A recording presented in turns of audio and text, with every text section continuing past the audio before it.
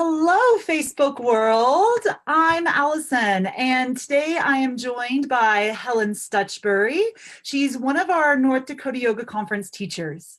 And this is our first live teacher feature that we're doing. And I want to be promoting throughout the next few months, promoting all of our teachers and all of our amazing classes from the North Dakota Yoga Conference. So this is our first interview with Helen, and I'm just so excited because I'm really excited about this class, first of all. So let me tell you just a little bit about Helen. Helen has been practicing yoga since her very first class at the age of 3. Yes, 3 years old.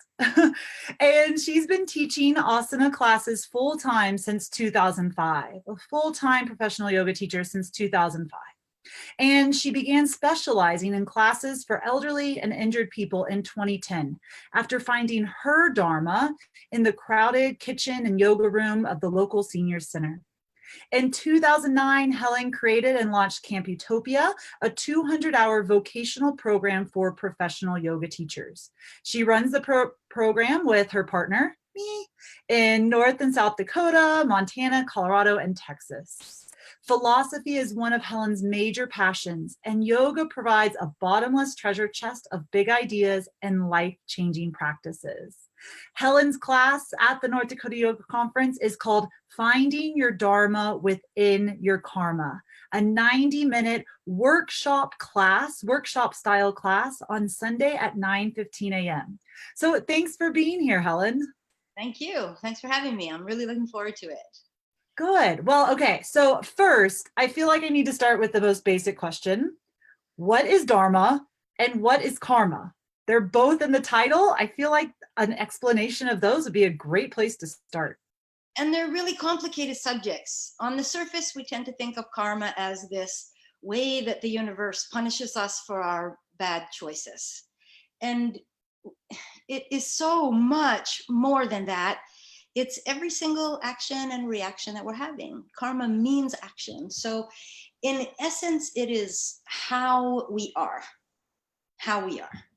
And Dharma is who we are.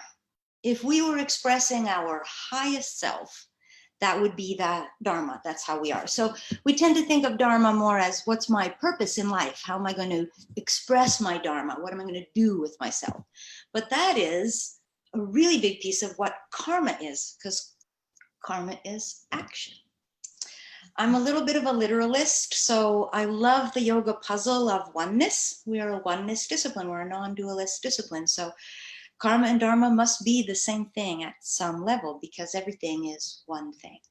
So when we think about how we are, we can use the 8 limbs as our toolbox for that.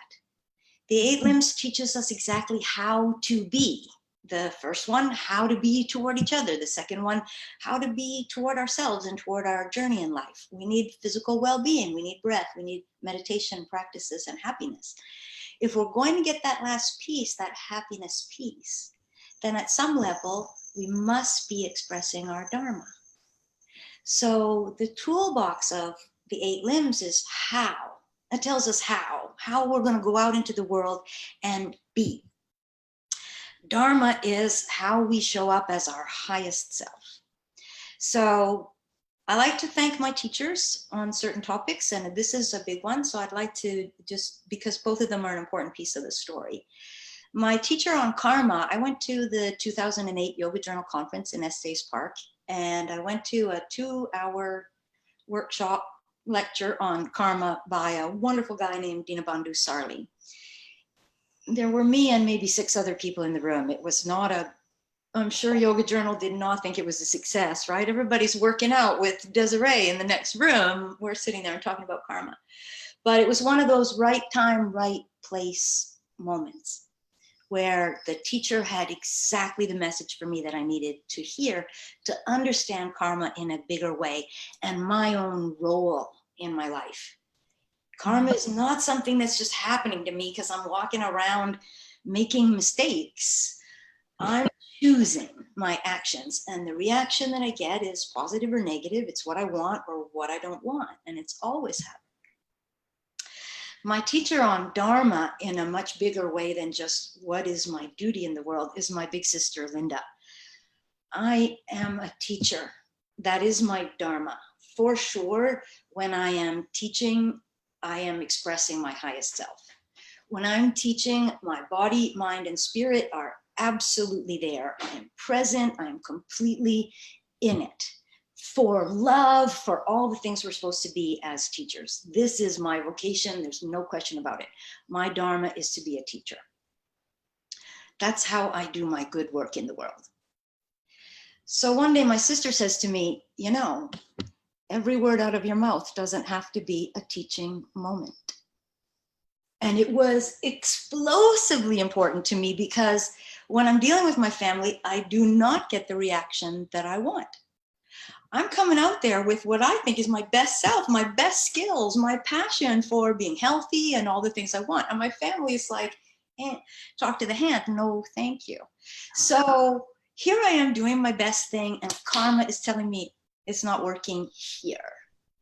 So that's one of the things we're going to be exploring in the workshop is maybe your gifts are being expressed in the wrong place, to the wrong audience, in the wrong way. If you don't know what you're supposed to be doing with your life here, maybe we can look at what you're doing wrong. Maybe we can look at where you're failing, because action and reaction are always happening. If I talk to you and I don't get the response that I want, it's my karma constantly coming and going, constantly. And so we can look at that piece of ourselves. So we're going to do a little bit of that in the workshop. You might have to look inside yourself and where do I screw up a lot? Relationship is a great place to look, right? You and Sean haven't been married very long. I've been married a long time. So over time, you know, you can see the fight coming to when it's before it happens, right? Are you getting to that place where it's like, I can choose, I can have this fight or not. And it's also, you're having the same fight. You have 3 or 4 things that you fight about. If it's money that you fight about, you might fight about it 100 different ways, but it's always that. We have only 2 or 3 fights with our partner. So what are we doing there that's not getting us the response, the reaction that we want? And maybe that's actually a power tool if we channeled it somewhere else. If we put our karma and our dharma together, if we put that how we're showing up in the world and who we want to be in the world together, maybe we can move it forward a little bit. So that's going to be one of the goals of the workshop. We're going to do a little physical practice. It's good to get into your warriors. If I'm going to ask you to look inside yourself a little bit, we're going to talk about how we show up with that how piece of the puzzle. If karma is how we are, and we want to have a neutral or positive experience in life, if we use the 8 limbs as our toolbox, how do we expand that beyond our typical asana practice? So for the teachers who are coming into the room, how can you teach the 8 limbs in every single class that you're teaching? Without shoving it down people's throats, how do you show people how to be so that they can figure out who they are? So, and for the students in the room, it's the same thing. How do you move yourself deeper than just your pose? If body, mind, and spirit are the same, how can we explore a triangle from that question of what is karma and what is dharma? How is it showing up in each expression of body? What is our mind telling us? What is our spirit telling us? So it's going to be a fun sort of playful mix of bringing everything into that lovely oneness place that we like to go to with yoga. The 8 limbs as our toolbox is a really fantastic way to show people the how, and the who, which is harder to figure out, just might come shining. So it's going to be fun. We'll have meditation and some fun tools that people can use to continue to explore it after they leave. Does that answer your question? Yes, and it went above and beyond my question. 90 whole minutes of it. I know. I really love that whole, you know, Dharma is how we, no, Dharma is who we are. Karma is how we are, right? Yes. I really, really like that because I think you brought up a really great point that often I hear karma as like, oh, something bad happened to me because I must have done something bad before, or, oh, I hope you get what you deserve. And good or bad, that's really not exactly what karma is. Karma, it's not a reactive kind of thing. It's a being in the world. It's an action that we're constantly taking. That's really what karma is to me. And then how we act is how the world will treat us back. But it's more than just, oh, hope you get what you deserve kind of thought. Sure. So, for example, we talk about things like, she has good housing karma. She always finds a great place to live, good parking karma, or good whatever. So my sister-in-law has incredibly good housing karma. That doesn't mean she walks down the street and the perfect house just happens to be there waiting. She knows what to look for. She knows what she likes. Both the how and the who are expressing in what she chooses when she's looking at a place to live. So it's both of the things. It's not just a good luck charm that she has good housing karma. If we think about the reincarnation thing, it kind of complicates it too much to serve a purpose today in the world. If I'm worried that bad things are happening to me because of things I did 10 lifetimes ago, I'm not really able to take responsibility for what's going wrong in my life today. I can say, well, I must have been a serial killer in the last life because I had a bad day today. It's not the way it's working. It's working every instant of every day.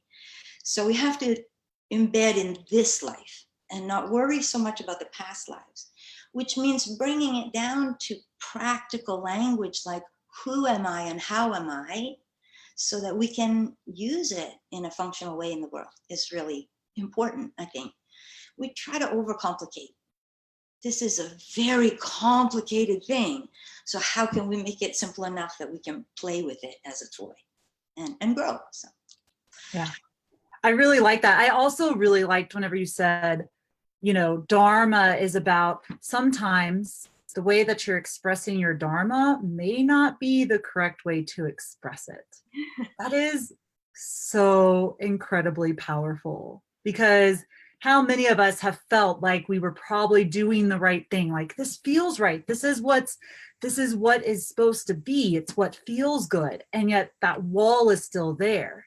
So sometimes we're so narrow-minded. It's like, okay, well, this is what I have to be doing, whenever you could do those same actions in this whole different situation and be very successful. So it's taking that deep dive within and looking and being honest with yourself. Is this really how I want to express, what I'm doing?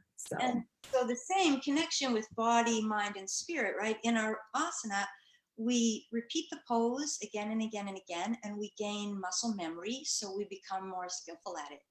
The exact same thing is happening out in the world as we're expressing action and reaction. We're learning each time. We create a pattern, we follow the ones that work, and we discard the ones that don't work.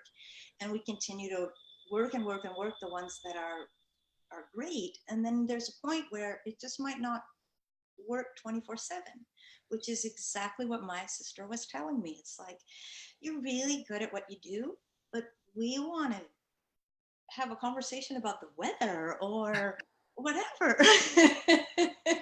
I don't need the latest prescription medicine or the sunscreen that you invented out of essential oils because I said it's hot today. It's hot today. Okay, I get it.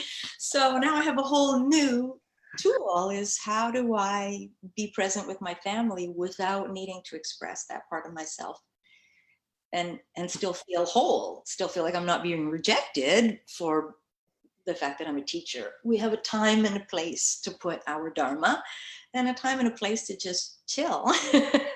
And I was hearing, I'm not so good at the chill part at the moment. So it's great. Our teachers are all around us. And that's another great thing to talk about with karma and Dharma. It's like, just look. And there they are. Yeah.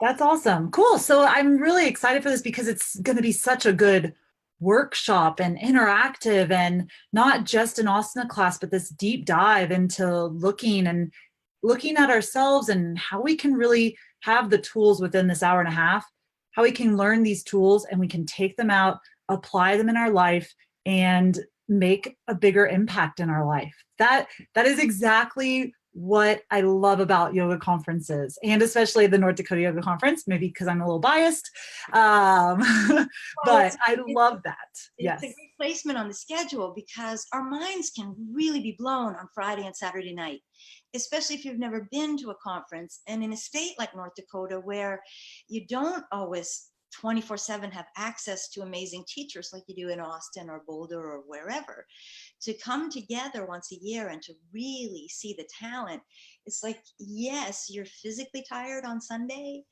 but the practice isn't going to be so demanding that you can't do it.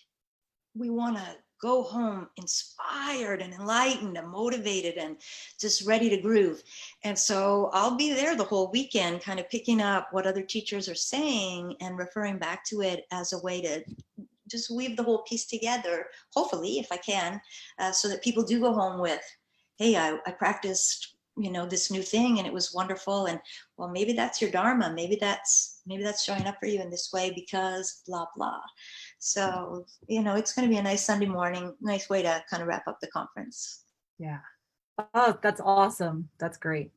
Well, I'm super excited for this. So thank you so much for chatting with me today. I'm looking forward to hearing more and more about your classes and everything. And just so everyone knows, we do have early bird ticket sales end July 1st. So that's like, seriously, I don't even know what the date is. Oh, it's the 18th. That's like 12 days away, y'all. So please make sure you go on, you sign up for that early bird ticket pricing so you can save that 10% on your 3-day conference pass. And this is just the first class that we're talking about. So you can expect another 26 amazing classes throughout the weekend. The feedback I've gotten throughout the weekend each and every year is like, oh my gosh, there were too many good classes I couldn't pick. So you're gonna want to attend the whole 3 days. I know it. It's a great time. It was a great time last year. I'm really looking forward to it. Yes. Awesome. Well, thank you again so much for meeting with me, Helen. It was great chatting with you. You too. Have a great day. All right. Goodbye.